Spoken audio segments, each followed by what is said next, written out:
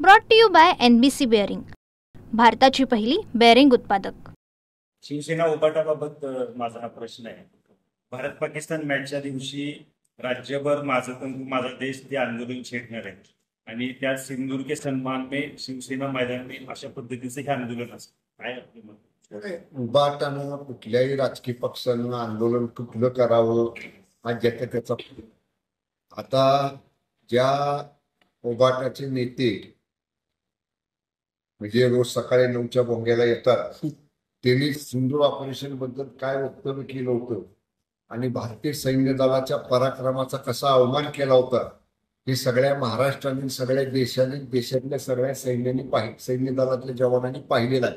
त्यामुळे असं उसना आणून काहीतरी करण्याचा केलेला प्रयत्न उभाटाचे या असे सकाळी 9च्या भोंग्याला लोक करतायत। देशातल्या सैन्य दलाबद्दल आणि देशातल्या सैन्य दलानं गाजवलेल्या पराक्रमाबद्दल देशवासियांना नेहमीच अभिमान असणार आहे।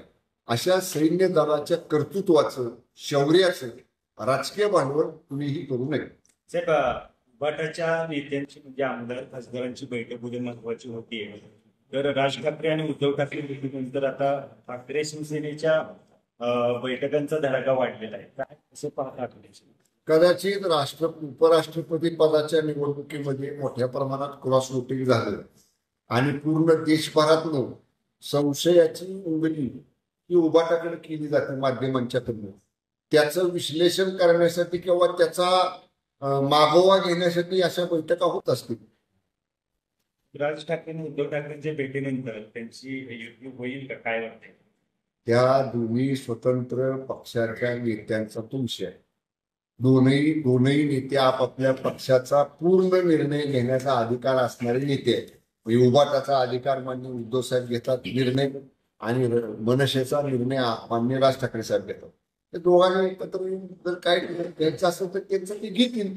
त्यातनं राजकीय फायदा कोणाचा होणार, राजकीय तोटा कोणाचा होणार, या सगळ्या गोष्टी पुढच्या आहेत जर तरच्या। त्यांचा निर्णय होऊ द्या, त्यांचा निर्णय झाल्यानंतर आम्ही त्याच्यावर बोलू। काय बोलायचं? जाऊ दे, कोर्टात कोणाला जायचं, सगळ्यांना जायचा अधिकार आहे।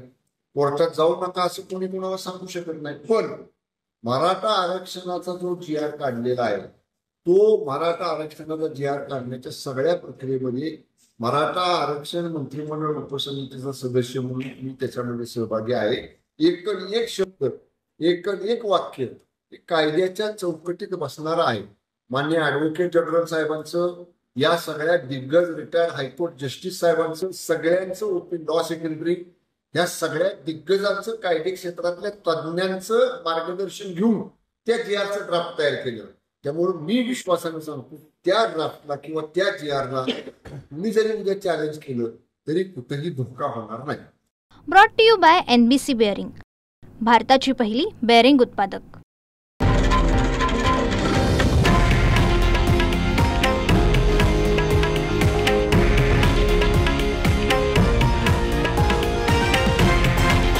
हे आहे देशातील नंबर 1 न्यूज नेटवर्क आणि आपण पाहत आहात TV9 मराठी, एकमेव।